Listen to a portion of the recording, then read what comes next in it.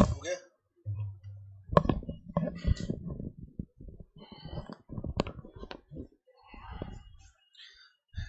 Epic pen रुक जाए एक सेकंड, एक सेकंड।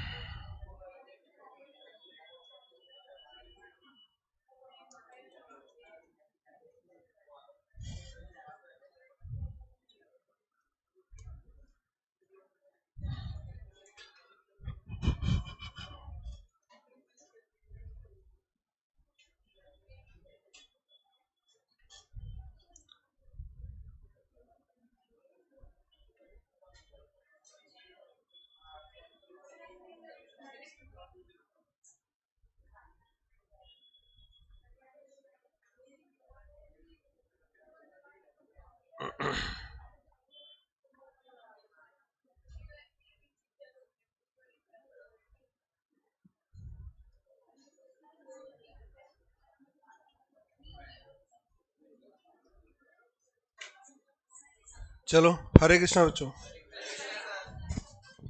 अरे हरे कृष्णा। चलो, हरे कृष्णा बच्चों, राधे राधे बेटा, हरे कृष्णा।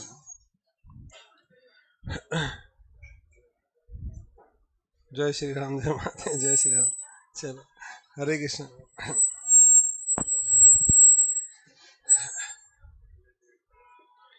लास्ट क्लास में हम लोग बात कर रहे थे प्री और पोस्ट के बारे में, और प्री और पोस्ट में हम लोग एक क्वेश्चन स्टार्ट कर चुके थे। अब उसके बारे में डिस्कशन को कंटिन्यू करते हैं।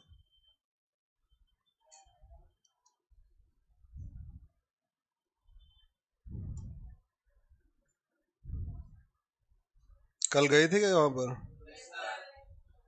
खाना कैसा था? कोई काम की बात सुनाई दी क्या? वो देख, वो पहले पहले उसने मना कर दिया। बच्चों से जब भी पूछो सर खाना सही था, सर खाने में वो थोड़ा सही नहीं था बस। तो मैंने पहले वही पूछ लिया, क्योंकि जब भी कभी पूछो कॉन्फ्रेंस में क्या था, वो सर खाना सही नहीं था, कभी खाना बढ़िया था, सर पैसे लेके बेवकूफ़ बना दिया। मतलब बच्चे को ऐसा लगता है जैसे वो कॉन्फ्रेंस में खाना खाने गया था खाली। हाँ, बट ऑब्वियस है आपको कुछ बातें समझ में आई होंगी और कुछ नहीं आए होंगे, लेकिन ये है कि जो भी आया। बेटा, लास्ट क्लास में हम लोग बात कर रहे थे किसके बारे में? प्री और पोस्ट के बारे में, और काफ़ी हद तक हम लोगों ने कॉन्सेप्चुअल क्लियरिटी ले ली थी कि क्या था क्या नहीं था और क्यों किया जाता है। अब एक क्वेश्चन कर रहे थे, तो वापस उस क्वेश्चन को देखते हैं।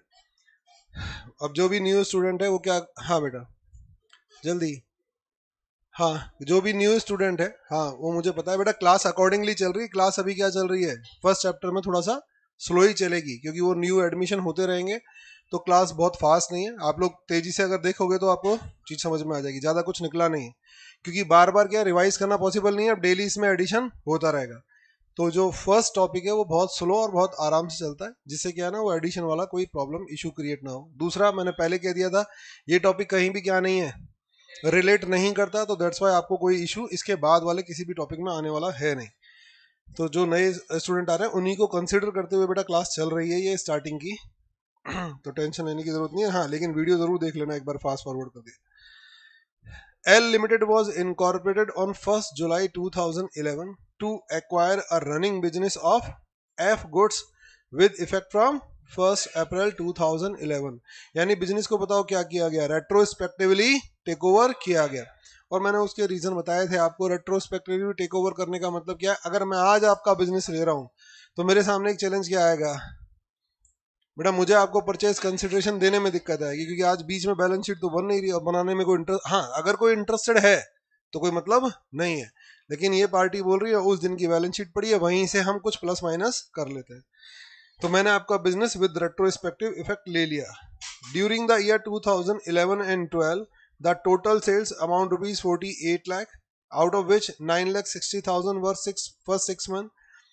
The gross profit of the company amount to be 7,81,600. The expenses charged to P&L included. बेटा ये क्या बना चुका ऑलरेडी, P&L बना चुका, और बोला उसमें ये इंक्लूडेड थे, ये कुछ खर्चे इंक्लूडेड थे। तो इट मींस कोई इनकम अदर देन जीपी थी ही नहीं। ये जीपी है, ये P&L में कुछ शामिल खर्चे हैं, और इसके बाद बट ऑब्वियस है क्या आया होगा, एक एनपी आया होगा, क्योंकि इसने आपको क्या प्रोवाइड नहीं किया, P&L प्रोवाइड नहीं किया। तो दैट्स वाई ये पूरा P&L का डेटा दे रहा हूं तो नेट प्रॉफिट इग्नोर कर दिया। हमें एक्चुअली हमें नेट प्रॉफिट से कोई लेना देना है भी नहीं, क्योंकि अगर देता भी तो भी हम उसको टच नहीं करने वाले थे, क्योंकि हम तो आइटम टू आइटम डिस्ट्रीब्यूशन पर कॉन्सेंट्रेट करके बैठे। तो वो जो काम की बातें थी वो दे दी।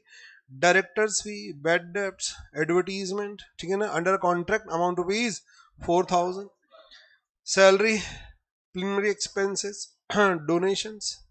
ये बोला prepare a statement showing pre incorporation and post. तो हमने प्री और पोस्ट के लिए बेटा क्या किया था, एक स्टेटमेंट बनाना स्टार्ट कर दिया था ऑलरेडी। हमने आप लोगों ने एक स्टेटमेंट बनाया था, उस स्टेटमेंट को हमने बताओ क्या किया था, ब्लैंक ड्रॉप कर दिया था। उस स्टेटमेंट को हमने एज इट इज छोड़ दिया था। हमने कहा हमारे काम की बात नहीं है, क्योंकि जब तक हमारे पास बताओ क्या नहीं होगा ना डिस्ट्रीब्यूशन बेस, ठीक है ना।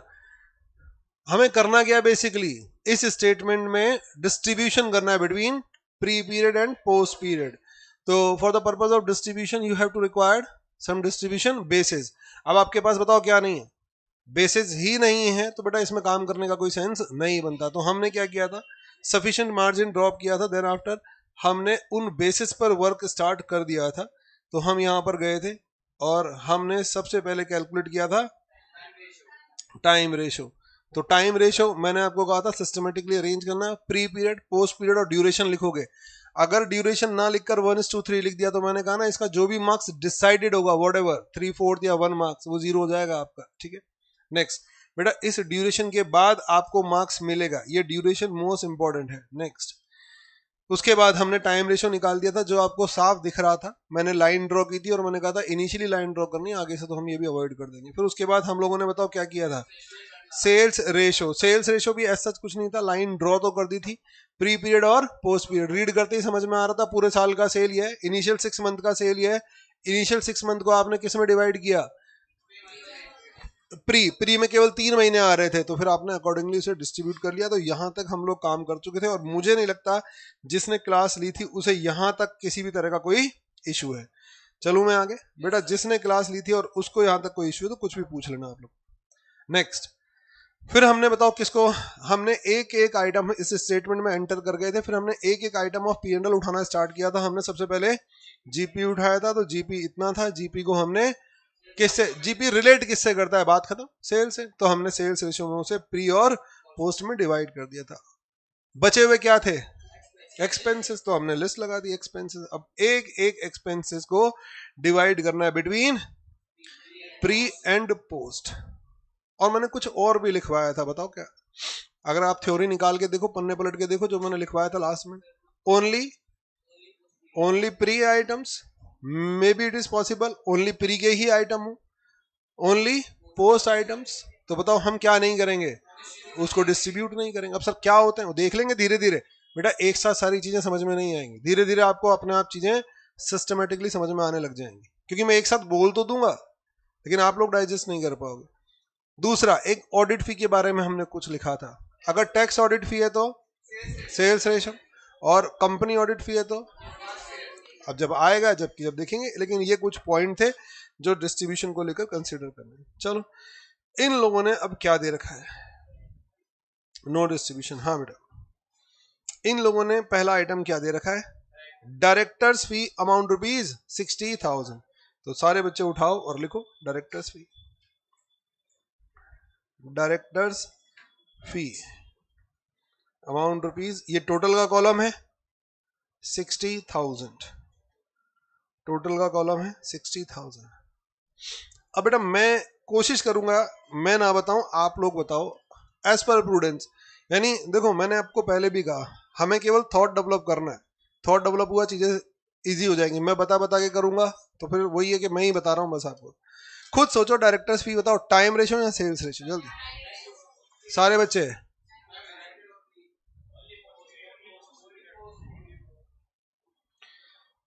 वेरी गुड, यानी मिला जुला है, यानी आधे बच्चों को तो मेरे बिना बताए बात समझ में आ गई।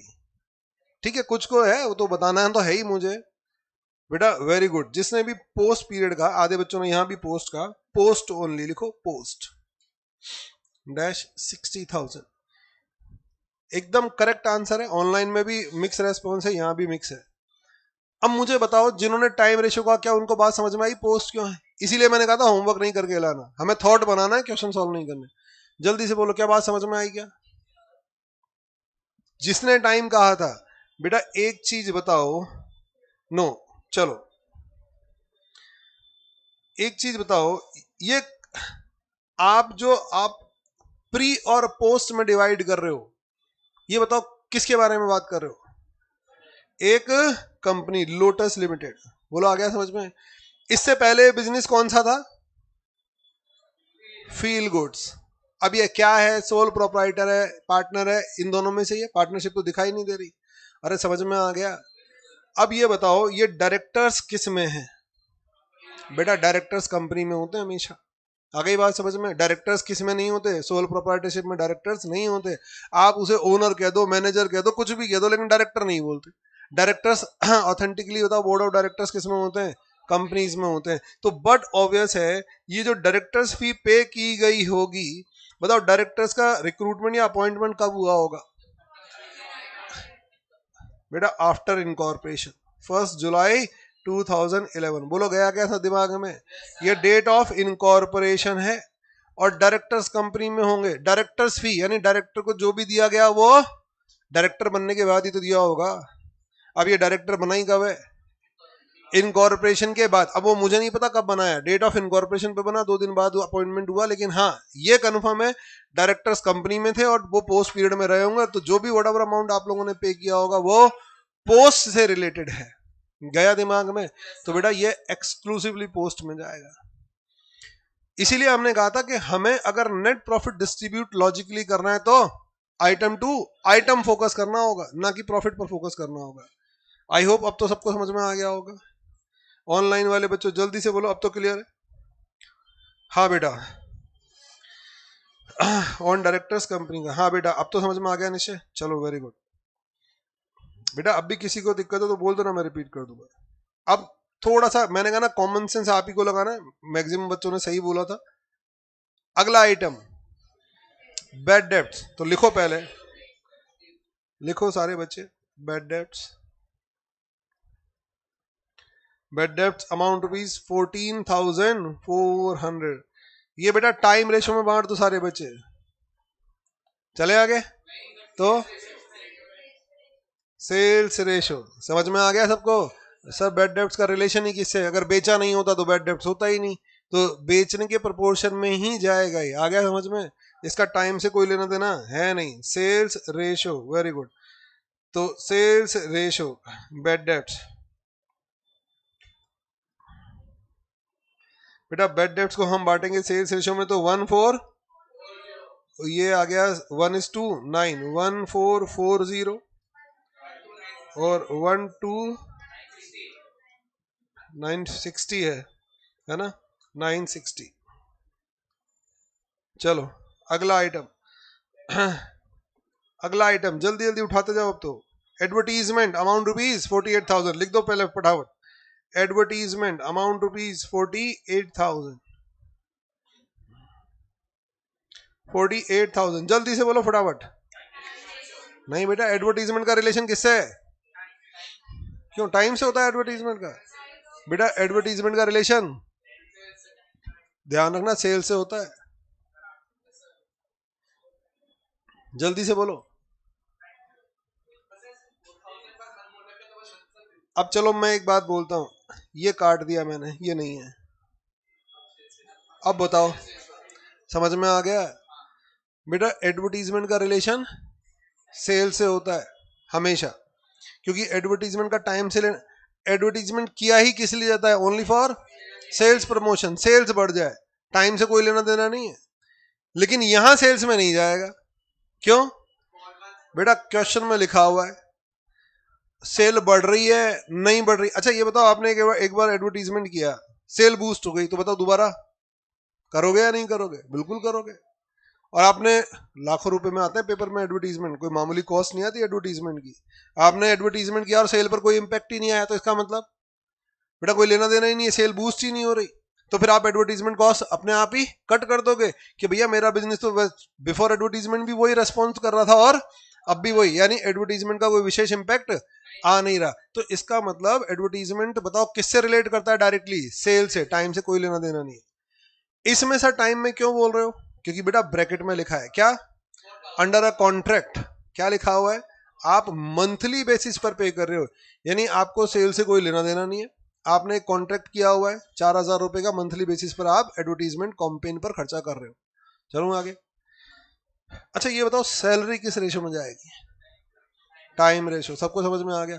बेटा अगर क्वेश्चन कह दे सैलरी अमाउंट रुपीज, सारे बच्चे सुन लो ध्यान से, अगर क्वेश्चन कह दे सैलरी अमाउंट रुपीज 10,000 और किस रेशो में बांटो? सेल्स रेशो में, तो फिर अरे आंख बंद कर लेना, क्वेश्चन को चैलेंज नहीं किया जाता, फिर लॉजिक लगाने मत बैठ जाना। अगर सैलरी और वो बोल रहा है distribute between pre and post in sales ratio, तो किस में बांट देना? सेल्स रेशो में। फिर दिमाग मत लगाना। दिमाग कब लगाना होता है? जब इंफॉर्मेशन नहीं है, ठीक है ना? फिर आप अपनी अंडरस्टैंडिंग लगाओ। जैसे बेड डेप्स के बारे में कुछ नहीं बोला तो हमें लगा ये तो सेल्स से कनेक्टेड है।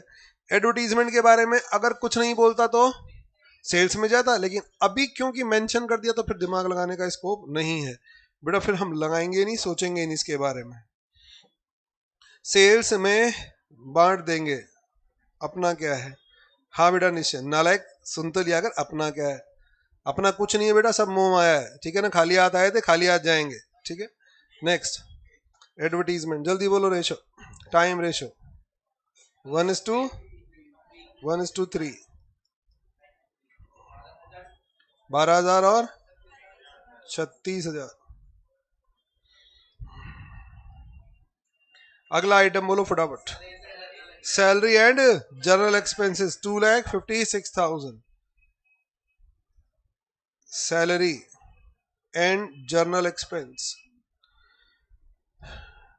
2,56,000। जल्दी से बोलो रेशो, टाइम रेशो। आ गया समझ में? कोई लेना देना है नहीं, टाइम रेशो 1:3। हाँ बेटा, तो ये आ जाएगा आपका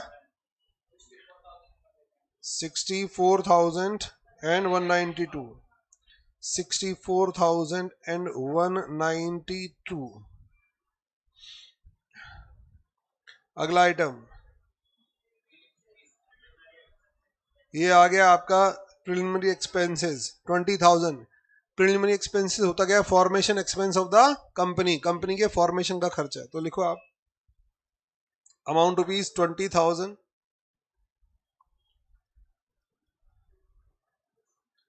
एक्सपेंस, अमाउंट रुपीज 20,000। जल्दी से बोलो, बोलो। वेरी गुड, अब की बार तो सारे पोस्ट बोल रहे हैं भैया, किसी को डाउट हो तो पूछ लो। प्री ओनली मृदुल, एक बच्चे ने गड़बड़ कर दी। चलो बेटा नीचे देखकर तो नहीं बोल रहे कहीं, मैं वो फिगर देखने के लिए नीचे ऊपर करता हूँ, आप आगे देख ले तो फटाफट आगे देख लो, ठीक है? नहीं, बच्चों की आदत होती है आगे का देख लो, ये पूछेगा अभी थोड़ी देर में तो बता देंगे फिर। नहीं सर, नहीं बेटा मृदुल, मुझे आप पर तो विश्वास है, आपने नहीं देखा होगा क्योंकि आपने गलत बोला है, ठीक है ना? मैं तो उनसे पूछ रहा हूँ जिन्होंने Gagan post it's company. Very good बेटा, चलो ठीक है, अभी तो मुझे एक बार तो सबको एक्सप्लेनेशन देना ही है। देखो मैक्सिमम पता है क्या है, मैं आप ही से आंसर निकलवा रहा हूं, मैं कोशिश नहीं कर रहा कि मैं आंसर दूं। Formation expense of the company, ये अब बेसिक आप बात समझो बेटा। खर्चा आपका था, खर्चा आपका था, मान लो 2 लाख रुपए का कोई खर्चा था आपका, वो मैंने पे कर दिया, ठीक है ना? मान लो, पे नहीं करूंगा, मानने में कोई बुराई नहीं है। मान लो आपका 2 लाख का खर्चा था और मैंने पे कर दिया। पे किसने किया? मैंने। ये बताओ अल्टीमेट बर्डन किस पर पड़ेगा? अरे आप पर ही तो पड़ेगा। खर्चा है किसका? आपका खर्चा है। ये थोड़ी कि मैंने अभी पे कर दिया तो वो खर्चा मेरा हो जाएगा, ऐसा तो बिल्कुल भी नहीं। समझ में आ गया? इसका मतलब खर्चा जिसका है, अल्टीमेट बर्डन उसी की पॉकेट पर आएगा, किसी दूसरे की पॉकेट पर। हाँ, टेम्परेरी हो सकता है वो खर्चा, आगे पीछे किसी और ने कर दिया हो, लेकिन अल्टीमेट बर्डन उसी की पॉकेट पर आना है जिसका खर्चा है। चलो मैं आगे और सुनो बेटा। इस साल का रेंट है 12,000 रुपए। मैं एक प्रमाइसिस में गया, मैंने कहा साहब 1,000 रुपए पर मंथ रेंट है, 12,000 रुपए साल के देने हैं। मैंने कहा साहब मुझे यहाँ पर रेंट पर प्रमाइसिस चाहिए। वो बोले ठीक है, आपको 12,000 रुपये पर ईयर देना होगा। मैंने कहा ये लो 24,000 रुपये मेरे पास है, पैसा मेरे पास खूब है ही, तो कोई दिक्कत है ही नहीं। मैंने गड्डी निकाली, 24,000 रुपये निकले। मैंने कहा ये लो, ठीक है। कितने के साल का दे दिया? बताओ इस साल के पीएनएल में कितना चार्ज करूंगा? क्यों? दिया तो 24,000 है। समझ में आया? ये मैटर नहीं करता दिया कितना है बेटा, मुझे फिर लॉजिकली सोचना पड़ेगा कि भाई इस साल का जब फाइनेंशियल स्टेटमेंट बनाऊंगा तो इस साल का खर्चा 12 है, बचे हुए को फिर मैं क्या मानूंगा? प्रीपेड मान के ट्रांसफर करूंगा, फिर वो अगले साल के पीएनएल में चार्ज करूंगा। बात समझ में आ रही है? तो बेटा ये मैटर नहीं करता खर्चा किसने किया, किस ड्यूरेशन में किया गया। आपको लॉजिकली सोचना होगा। खर्चा जिसने किया उसी की पॉकेट पे वर्डर आना चाहिए। और जिस ड्यूरेशन, मैंने इस साल खर्चा कर दिया, लेकिन आपको पता चल गया कि भाई साहब ये इस ड्यूरेशन का और नेक्स्ट फाइनेंशियल का है, तो आपने बताओ क्या किया दोनों में? अरे स्प्लिट किया या नहीं किया? तो बेटा कंपनी का फॉर्मेशन एक्सपेंस किसका खर्चा है? कंपनी का खर्चा है ना। ये बताओ, इससे पहले आप मेरी बात शायद समझ पाओगे। अब इस बात को अगर ध्यान से सुना होगा, जिस भी बच्चे ने प्री बोला था, बेटा ये बताओ प्री प्री में कौन था? फील गुड था। प्री में कौन था? फील गुड था। समझ में आ गया? और पोस्ट में कौन है? कंपनी है लोटस लिमिटेड, लेकिन उसने बिजनेस रेट्रोस्पेक्टिवली ले लिया। और फील गुड ने, जो भी उसका मालिक था फील गुड का, उसने यस कर दिया, बोला ठीक है उस बैलेंस शीट पे हिसाब किताब कर दो, बिजनेस लो, 3 महीने से मुझे कोई लेना देना नहीं। तो बताओ ये जो है ड्यूरेशन, इसका भी प्रॉफिट मेरा बन गया, जबकि इसके लिए एफर्ट किसने किए थे? किसी और ने किए थे ना। मैंने तो बिजनेस रेट्रोस्पेक्टिवली ले लिया और यहां इनकॉर्पोरेशन करा दिया। बेटा इनकॉर्पोरेशन के लिए जो भी खर्चा होगा बताओ वो किस पीरियड में होगा? पहले ही होगा। अरे इनकॉर्पोरेशन में जो खर्चा होगा वो पहले ही होगा, लेकिन है किसका? वो कंपनी का है ना। इनकॉर्पोरेशन कंपनी का है ना। तो एक्चुअली में आपको नहीं लग रहा कंपनी का पीएनएल तो यही है? अरे कंपनी ने कमाया पोस्ट पीरियड में, इसका मतलब कंपनी का पीएनएल तो यही है। ये तो किसी और का पीएनएल है जो कंपनी के एग्रीमेंट की वजह से कंपनी की जेब में आके गिर गया। तो इसका मतलब ये हुआ कि खर्चा किस ड्यूरेशन में हुआ ये मैटर नहीं करता। पता काफी बच्चों ने जो प्री ऑनलाइन लिखा वो क्यों लिखा? क्योंकि उनको ये लगा कि कंपनी के इनकॉर्पोरेशन का खर्चा इनकॉर्पोरेशन से पहले ही हुआ है, तो हुआ होगा पहले, उससे क्या फर्क पड़ता है। समझ में आया? लेकिन है किसका? वो कंपनी का है। तो ये है बेसिकली कंपनी का पीएनएल, ये है बेसिकली कंपनी का नेट प्रॉफिट। तो बेटा कंपनी की इनकम में से ही कंपनी के खर्चे, जो स्पेसिफिकली कंपनी के खर्चे हैं, वो कंपनी की इनकम में से माइनस होने चाहिए, ना कि वो पूरे साल पर बिखेर डालोगे आप। अरे आया समझ में? तो जो formation expense of the company है, जो preliminary expense of the company है, वो होते प्री पीरियड में, no doubt about that. But वो होते किसके हैं? कंपनी के खर्चे होते हैं। तो वो चार्ज किस में होंगे? पोस्ट पीरियड की इनकम से, क्योंकि यही इनकम कंपनी की इनकम है। ये तो कंपनी की पॉकेट में आके गिर गई है, इसे इनहेरिटेंस इनकम बोलते हैं। ये कंपनी ने कमाई नहीं, क्योंकि कंपनी का जन्म तो इस ड्यूरेशन में हुआ। शायद अब तो क्लियर हो गया बेटा। ऑनलाइन जिन्होंने भी प्री कहा था जल्दी से बोलो, अब तो क्लियर हो गया। मृदुल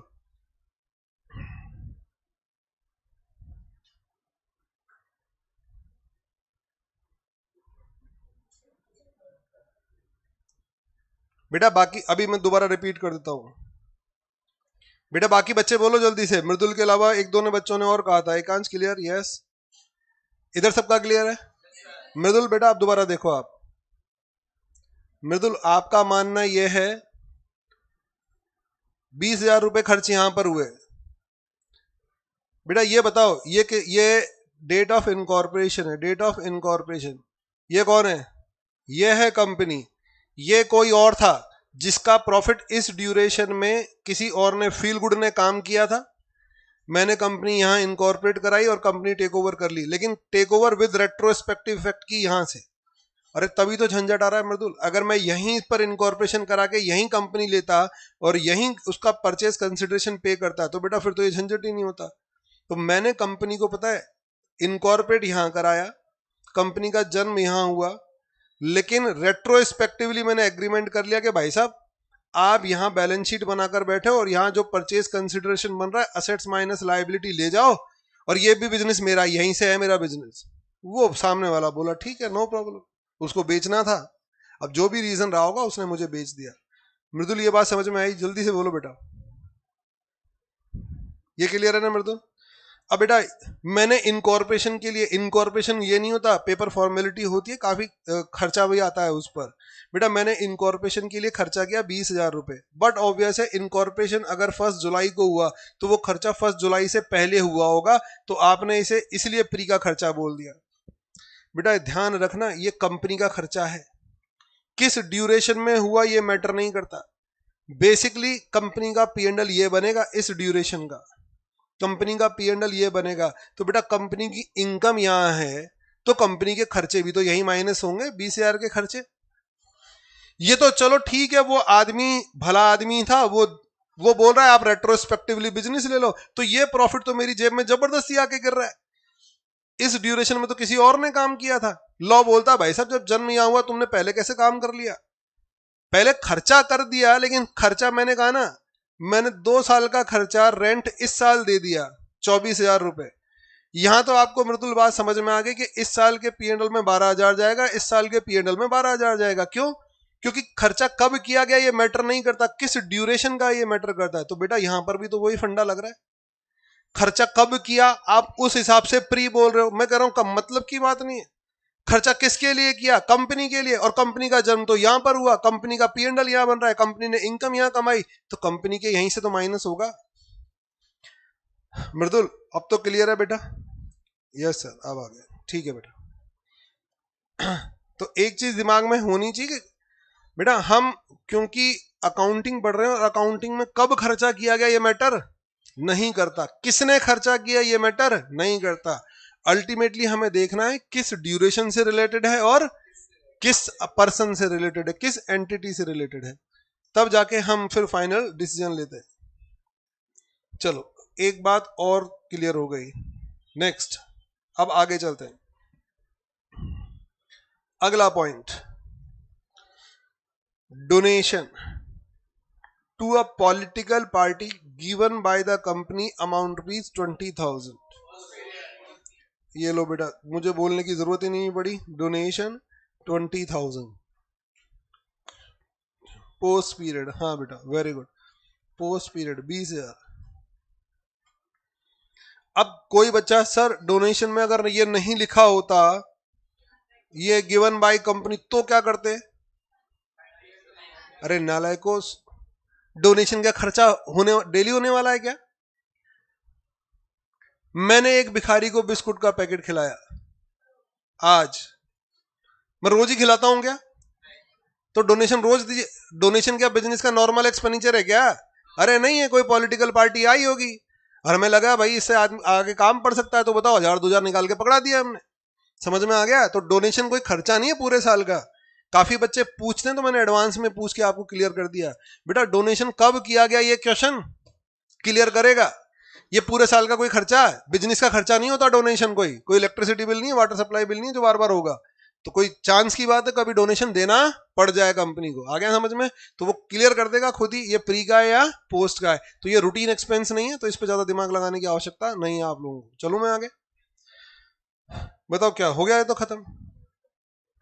चलो ये खत्म हो गया, तो बताओ अब क्या करें। अब बेटा हम लोग यहां पर टोटल करते हैं, सारे बच्चे टोटल करो। ये आपका टोटल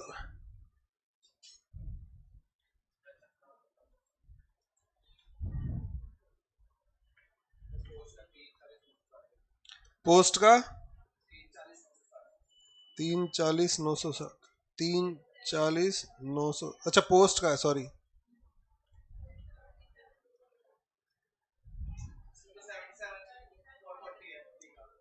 ये 340 160 960 77,440 ये वाला टोटल 3,62,000 53,000 63,200। जल्दी से बोलो आप, प्री में क्या आ रहा है, प्रॉफिट आ रहा है या लॉस आ रहा है? बेटा प्री की इनकम आपके सामने है, प्री की इनकम कितनी है 78,000 और प्री का, तो यहां पर प्रॉफिट आ रहा है, तो बताओ कहां चलाएगा ये कैपिटल, इसका नाम दे दो बी। इनकम का नाम क्या दिया था हमने, अरे इनकम का नाम क्या दिया था आपने ए, एक्सपेंस का नाम क्या दिया आपने बी, तो बताओ यहां पर कैपिटल प्रॉफिट,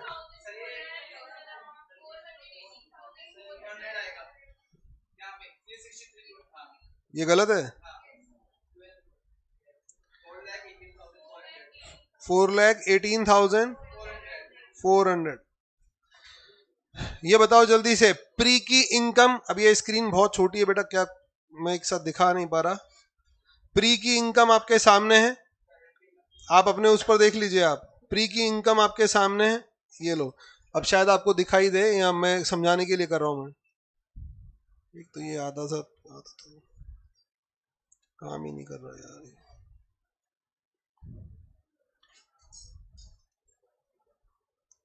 ये बेटा प्री की इनकम आपके सामने और ये प्री के खर्चे आपके सामने, अब जल्दी से माइनस करके बता दो कितना आ गया 720। ये बताओ क्या हो गया, ये कैपिटल प्रॉफिट, समझ में आ गया? ये पोस्ट की इनकम आपके सामने है, ये पोस्ट का एक्सपेंस आपके सामने है, तो बताओ ये क्या आ जाएगा नेट प्रॉफिट, या इसे क्या बोल सकते हो आप रेवेन्यू प्रॉफिट, जो भी बोलना चाहो।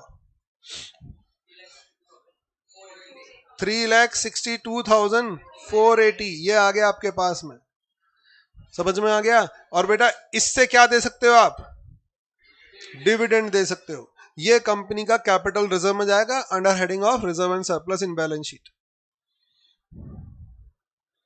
अभी मैंने पूरा दिखाने के लिए ये थोड़ा सा छोटा कर दिया, लेकिन आप लोगों को समझ में आ गई होगी बात। तो ये मैंने प्री की इनकम और पोस्ट की इनकम अलग की, प्री के एक्सपेंस और पोस्ट के एक्सपेंस अलग किए, और फिर फाइनली डिसाइड कर दिया कि ये प्री का प्रॉफिट है और ये पोस्ट का प्रॉफिट है।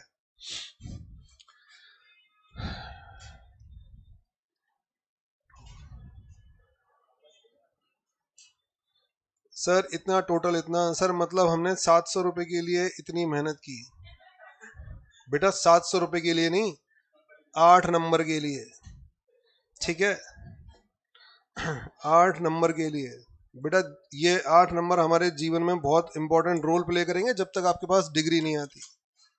डिग्री आ जाए उसके बाद मत करना, क्लाइंट को बुलाना और क्लाइंट के जूते लगा के भगा देना, तेरी ऐसी की तैसी प्रॉफिट निकलवाना है, अभी बताऊं तेरे को, भाग यहाँ से, ठीक है ना? लेकिन जब तक आपके पास डिग्री नहीं आती तब तक ये आपके 700 200 400 रुपए महत्व रखते हैं। मतलब तुम है ना मेच्योर तो हो गई नहीं, मैं कोशिश कर रहा था पहली क्लास से ही, फील आना चाहिए आदमी को कि वो प्रोफेशनल स्टडी, सर ऐसी की तैसी प्रोफेशनल स्टडी की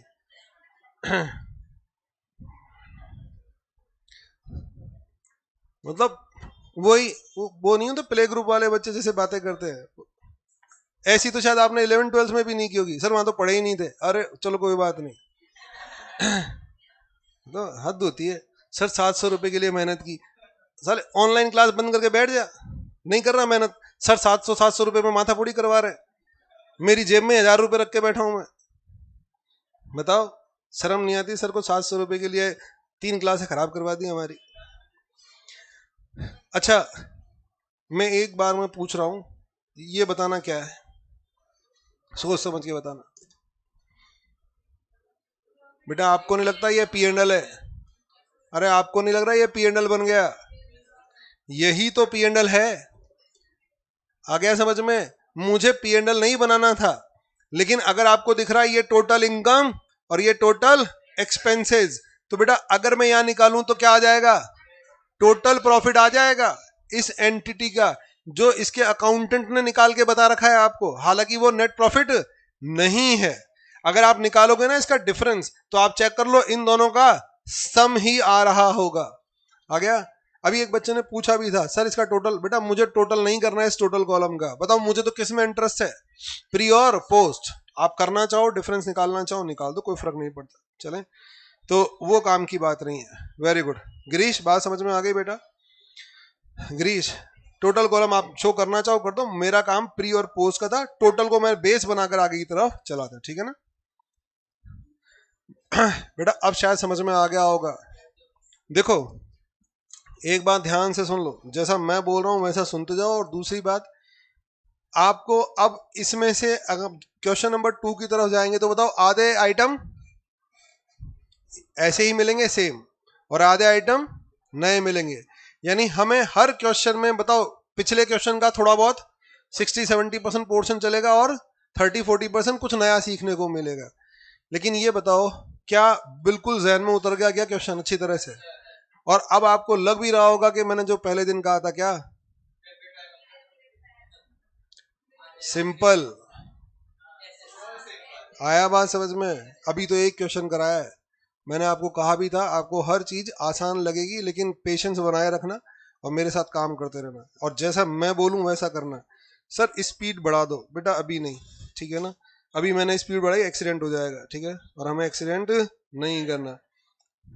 उस लेवल की क्लियरिटी चाहिए कि आप फुल स्पीड में भी काम करो तो कोई दिक्कत नहीं है, लेकिन मुझे पूरा भरोसा है आप स्पीड में काम नहीं करोगे, क्योंकि इतनी प्रैक्टिस करोगे ही नहीं। बेटा अभी बोल रहे हो नहीं नहीं, अभी रुको तो सही, क्लास तरीके से स्टार्ट तो होने दो। ये नया नया जोश, हमें तो पता है ना कितने दिन का जोश है, मुश्किल से 1 महीने का बस, फिर सारा ठंडा हो जाना। चलो एग्जाम्पल नंबर 2 पर चलते हैं। और ऐसा जोश बनाए रखा आपने 4-5 महीने, तो फिर तो रैंक आ जानी है। Next question number 2। फिर अगेन क्वेश्चन सॉल्व नहीं करना भाई साहब, समझने पर अंडरस्टैंडिंग पर दिमाग लगाना, ना कि क्वेश्चन सॉल्व करना, वो पर्पस है ही नहीं। और जब आप बोलोगे ना हमारे इस चैप्टर पे कंट्रोल आ गया, तभी मैं आपकी गलतफहमी दूर कर दूंगा, मेरे को बोल के दिखा देना एक बार, ठीक है ना। तो इसीलिए जो मैं बोल रहा हूँ उसको सुनना और समझना, मैं किसी और चीज के लिए काम कर रहा हूँ। रामा उद्योग limited was incorporated on 1st of August 11. It had acquired a running business of Rama and Company with effect from 1st April 2011। यानी इसने बताओ बिजनेस क्या किया वेद, रेट्रोस्पेक्टिव इफेक्ट टेक ओवर कर लिया, यानी case of pre and post.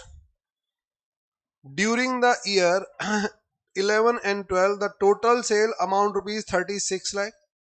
The sales per month in the first half year were half what they were in the later half. The net profit of the company amount rupees 2 lakh was worked out after charging the following expenses। बताओ अब की बार question में क्या change दिखाई दिया आपको? बेटा GP की जगह एनपी दे दिया 2 लाख रुपए का, ये बोला after charging following expenses. Depreciation charge किया है, डायरेक्टर्स फी चार्ज किए है, प्रिलिमिनरी एक्सपेंसेस चार्ज किए हैं, ऑफिस एक्सपेंस चार्ज किए हैं, सेलिंग एक्सपेंस चार्ज किए, and interest to vendor up to 31st August 2011। Please ascertain pre and post period profit. Pre and post का प्रॉफिट बनाना है, और शायद कुछ आइटम तो आपके जान पहचान के मिल गए होंगे, 1-2 आइटम नए भी आ गए होंगे। सबसे पहला काम जल्दी से बोलो फटाफट। बेटा हाफ पेज में वो स्टेटमेंट बनाना है। अब मेरे साथ काम करो, अब आगे पीछे नहीं करना। हाँ बेटा एनपी दिया हुआ है, रेट्रो, वेरी गुड बेटा Madhav.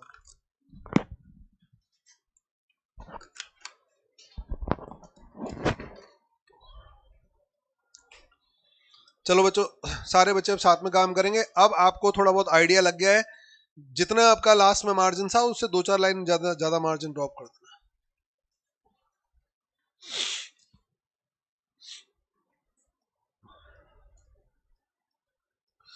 Statement showing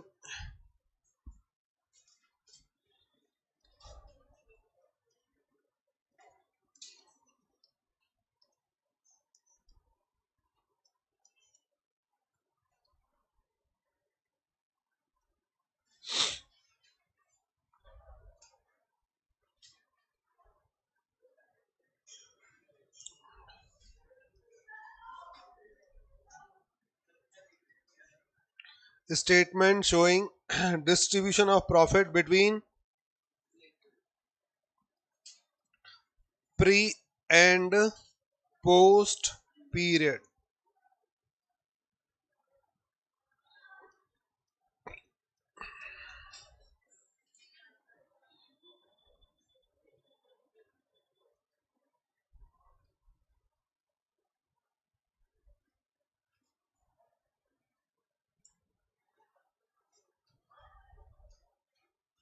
Particulars, total amount, distribution base, pre-period and post period. बेटा मुझे क्या करना पड़ेगा, इसे बोलो, यहां पर ड्रॉप करना पड़ेगा, ठीक है ना। मैं इसको ड्रॉप करता हूं, सफिशिएंट मार्जिन आप लोग ड्रॉप कर दीजिए, और उसके बाद चलते हैं हम working note number 1। Working note number 1, time ratio. अब हम बताओ किसे लाइन ड्रॉ करने में इंटरेस्टेड नहीं है, आई होप आपको वैसे समझ में आ जाएगा, ठीक है ना। तो बताओ यहां पर क्या आ जाएगा, pre period is to post period. लिखने का तरीका बता दिया, चेंज मत करना अगर फुल मार्क्स चाहिए तो। प्री पीरियड, जल्दी से बोलो बेटा, मुझे ड्यूरेशन नोट करनी पड़ेगी, 1 अप्रैल टू 31 जुलाई। 1 अप्रैल 2011 टू 31 जुलाई 2011 और 1 अगस्त 2011 टू 31 मार्च 12। बेटा ये कितना हो गया, 4 और 8 मंथ्स, और इसे मैं और शॉर्ट कर दूं तो 1:2। वेरी गुड बेटा। माधव बेटा पूरा लिखना है ना, 1:2 से काम नहीं चलेगा हमारा, 1:2।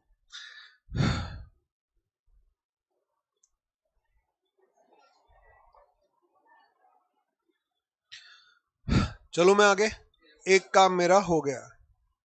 अब दूसरा क्या करना है, अब लिखना बंद कर दो, सामने देख लो, स्टॉप राइटिंग। Sales ratio. बेटा ऑनलाइन वाले बच्चे कोई कुछ नहीं लिखेगा, सामने देखो सारे बच्चे, सेल्स रेशो लिखना नहीं है, सब सामने देखो बेटा, सेल्स रेशो। अच्छा, लास्ट क्वेश्चन में हमने सेल्स रेशो कैलकुलेट किया था, अब यहां पर भी हमें हर क्वेश्चन में निकालना पड़ेगा जो प्री एंड पोस्ट का होगा। तो यहां देखते हैं, सेल्स की इंफॉर्मेशन ये दे रखी। अच्छा, मुझे ये आइडेंटिफाई करना जरूरी कि प्री का सेल कितना था और पोस्ट का सेल कितना था? बेटा कोई जरूरी नहीं है, समझ में आ गया। मुझे तो अल्टीमेटली चाहिए क्या, रेशो चाहिए, समझ में आ गया। अगर मान लो मुझे क्वेश्चन में रेशो दे देता प्री का, जैसे आपने पिछले क्वेश्चन में निकाला था, आपने पिछले क्वेश्चन में कैलकुलेट किया था,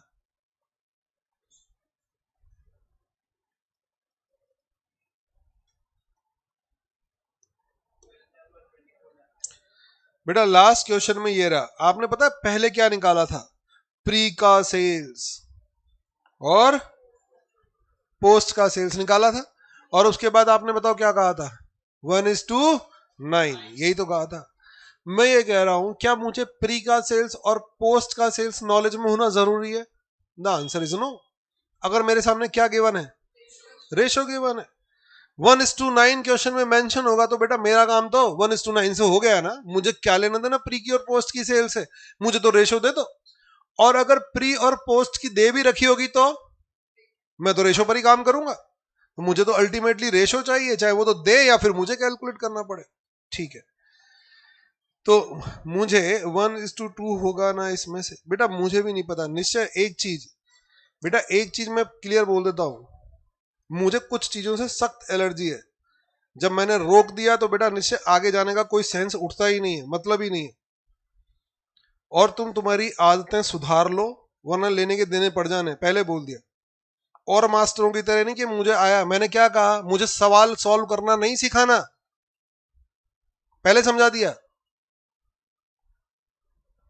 बेटा अगर मुझे सवाल करना सिखाना होता ना, चैप्टर अब तक कंप्लीट हो गया होता। सिखा तो दिया आपको सवाल सॉल्व करना, आपकी थॉट बनाना सिखा रहा हूं, परमानेंट मेमोरी में डाल रहा हूं, परमानेंट मेमोरी में।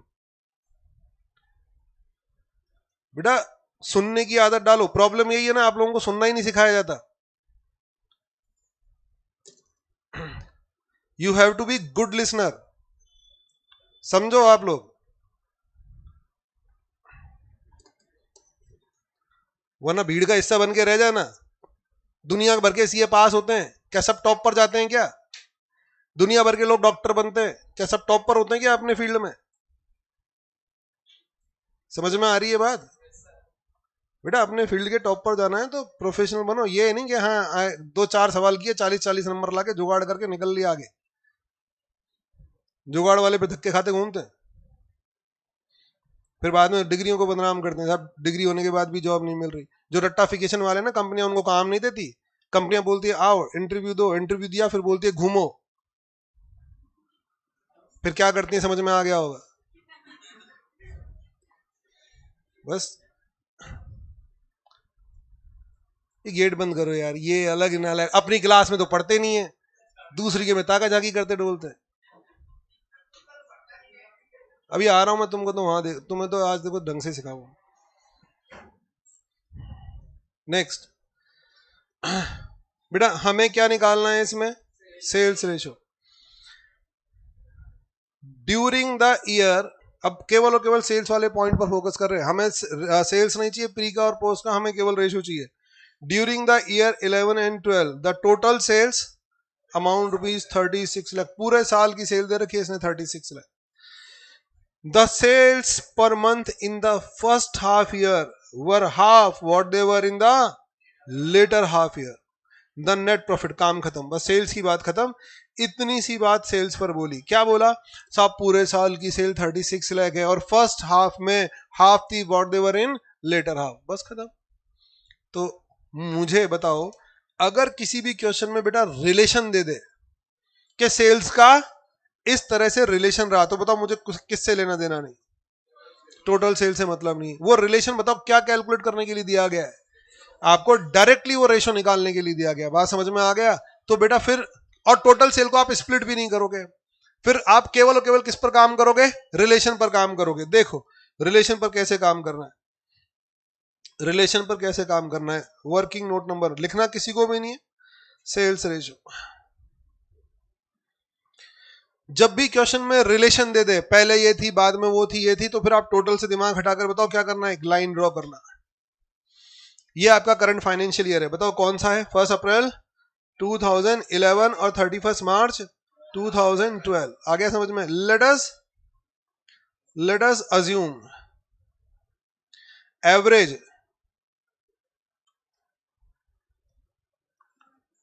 Average monthly sale x. जब भी रिलेशन दे रखा हो बेटा, मैं एक सिंपल सा तरीका बताता हूं, बुक बार बार ऊपर नीचे करेगी। आपको एक सिंपल सी थॉट दे रहा हूं, उसी पर टिके रहना, हमेशा क्वेश्चन सॉल्व हो जाएगा। जब भी आपको रेशो दे रखा, रिलेशन दे रखा हो, तो बताओ क्या लिख देना? पहली line, let us assume average monthly sale X. हर महीने सेल कितनी हो रही है? ऑन एन एवरेज एक्स हो रही है। अब आ जाओ क्या लिख रहा है, वो पढ़ो आप लोग। बेटा ये बोल रहा है the sales per month in the first half year half what they were in the latter half year. बोला पहले 6 महीने की सेल बाद के 6 महीने की सेल की हाफ थी। तो बताओ कम से कम सेल कितनी हो रही है मंथली? एक्स। तो फर्स्ट 6 मंथ में एक्स एक्स एक्स एक्स और एक्स, और बाद के 6 महीने में 2x 2x 2x 2x 2x और 2x। अरे वो रिलेशन आ गया नहीं आ गया? यही तो लिखा हुआ है वहां पर। वो ये बोल रहा है पहले 6 महीने की सेल बाद के 6 महीने की सेल की हाफ है। तो मैंने कहा, मैंने क्या मान लिया? मंथली सेल एक्स हो रही है, तो पहले 6 महीने की sale x x x x x और बाद के 6 महीने की सेल। तो ये देख लो ना, अगर आप इंडिविजुअली भी देख रहे हो तो भी हाफ है, और इन टोटलिटी देख रहे हो तो भी हाफ है। अरे गया दिमाग में? तो बेटा मैंने उस रिलेशन को ड्रॉ कर दिया। तो जब भी आपको रिलेशन दे, आप एक काम करना, क्या मान लेना? Late us assume average monthly sale x, और एक्स को मान के वो रिलेशन ड्रॉ कर देना बस। और रिलेशन ड्रॉ करने के बाद क्या कर दोगे, प्री पीरियड 4 महीने, पोस्ट पीरियड 8 महीने। अरे आ गई प्री की सेल और पोस्ट की सेल। तो बताओ प्री पीरियड सेल, अब तो आ गया समझ में, लिखो जल्दी से। और फिर भी नहीं आया तो बेटा इस पर डिस्कशन कल करेंगे, कल मैं दोबारा यहीं से स्टार्ट करूंगा मेरी बात।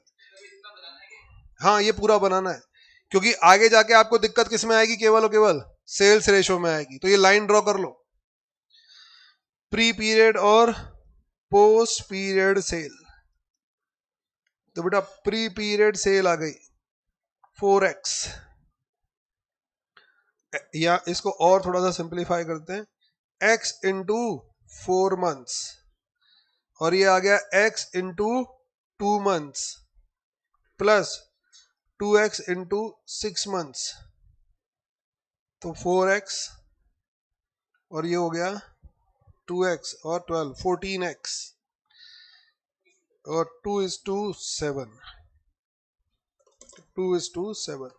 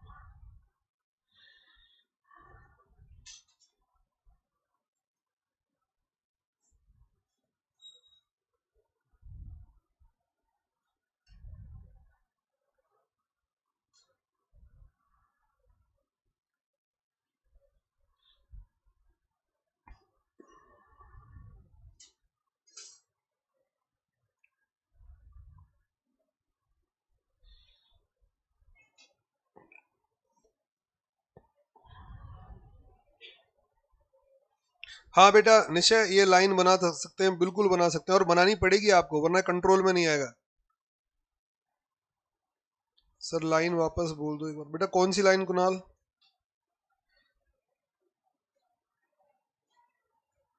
Late us assume average monthly sale X, ये लाइन ड्रॉ की जा सकती है।